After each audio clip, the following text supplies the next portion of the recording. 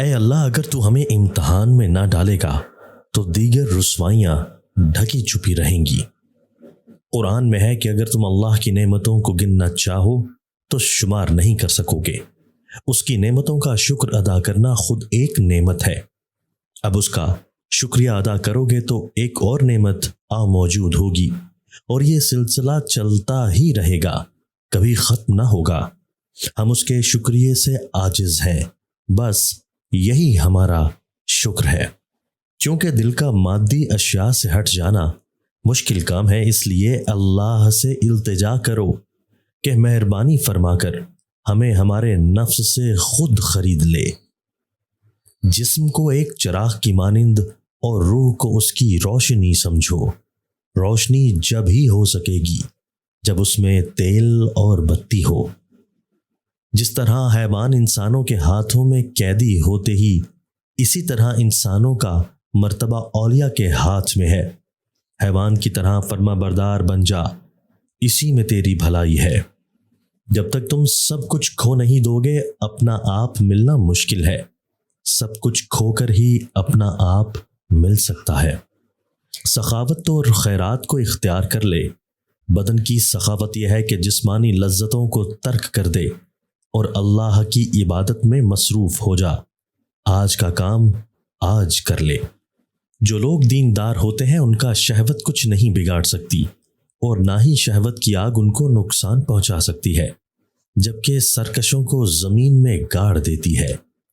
جو بندہ اس دنیا میں ظاہری حسن کو بڑھانے کی کوشش کرے گا، ہزاروں آفتیں اس کو گھیر لیں گی۔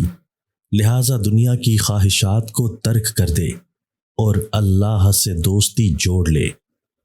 ریاکار سے اتحاد بہتر ہے، اس لیے معنی کا اتباع کر۔ ظاہر تو سرکش ہے، اس سرکش ظاہر کو ریاضت سے پگھلا دے تاکہ تو اس کے نیچے وحدت کا خزانہ دیکھ لے۔ اگر تو خود نہ پگھلا سکے تو کوئی بات نہیں، اس کی مہربانیاں بھی پگھلا دیں گی۔ اپنے دل کو اس کا غلام بنا دو، وہ اپنے آپ کو دلوں میں ظاہر کرتا ہے اور خود درویشوں پر مہربانیاں کر دیتا ہے۔ انسان اس دنیا کے نفع اور نقصان کو ذرہ ذرہ دیکھتا ہے اور دنیا کی خوشی پر ناچتا پھرتا ہے۔ ایسا مناسب نہیں۔ انسان اپنی ہستی کو مٹائے، لالچ اور شہوت سے آزاد ہو، تب خوشی منانے کا اہل ہے۔ روٹی کھاتے وقت زبان دانتوں تلے آ جائے تو سمجھ جائیے تمہاری قسمت رنگ لانے والی ہے، تمہیں خوشیاں نصیب ہونے والی ہیں۔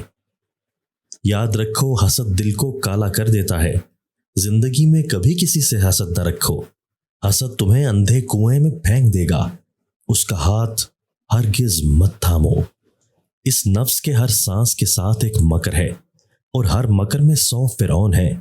موسیٰ علیہ السلام کے خدا اور موسیٰ علیہ السلام کی طرف بھاگ۔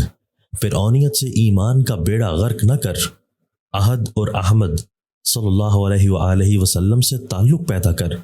اے بھائی، اپنے جسم کے ابو جہل سے چھٹکارا حاصل کر۔